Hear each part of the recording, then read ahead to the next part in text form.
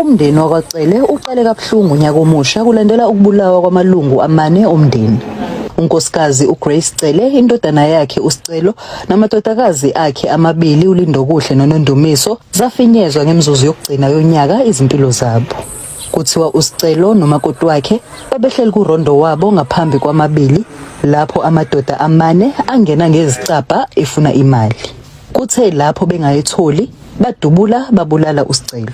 Abasolwa kuthiwa bashaya umakoti ngezimpama zobhushu ngaphambi kokumhudulela endlini enkulu lapho bafika badubula babulala khona uGrace Cele namadodakazi akhe amabili. Isitokfela sike sadlalwa like kodwa besingasadlalwa. Nanokuthi mhlambe kuwe kwenzekeke mabeboleka imali bayithola umama omdala bebolekisa ngayo imali. Kodwa noma ngingasayini nalo ulwazi kahle hle ukuthi besabolekisa noma beseyekile yini. Angazi ukuthi singathini ngoba bengcono nokuthi bemunye noma bebabili asikaze sibone izinto nje kwabantu abahamba bonke bewu4. Siswele ngisho amandla ngoba sazi nokuthi noma sesibafihla bazofihleka kanjani abantu abaningi kangaka.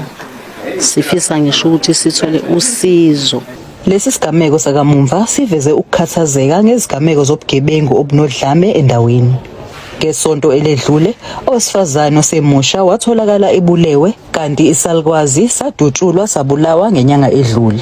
Igaba zikhona ziningana mayelana ke nokulandeleka kwama case kuye kubenzinyana because i-department inento ethi i-case uma ngaka ukuthi kudilwa nayo umuntu okudilwa nayo kuba umuntu oyi-close family member okufanele kube uyena okwazi ukulandelela ngecase aphinde futhi ke anikezele ngeinformation meku ukuthi kufanele anikezele ngayo kubantu ke abahlukahlukene. So ke sikuleso simo sekuzokwenzeka ke lesiphihli ke sa ngomhla ka31 December isikhulu kakhulu ke sona. uMasipala waseMzumbe uthi uhlela ukufaka izibane emgwaqeni ukuze indawo yasemakhaya ivikeleke. Ngingononhlakanipho Magwaza ezindabeni zeSABC kwaDweshula. Subscribe to this channel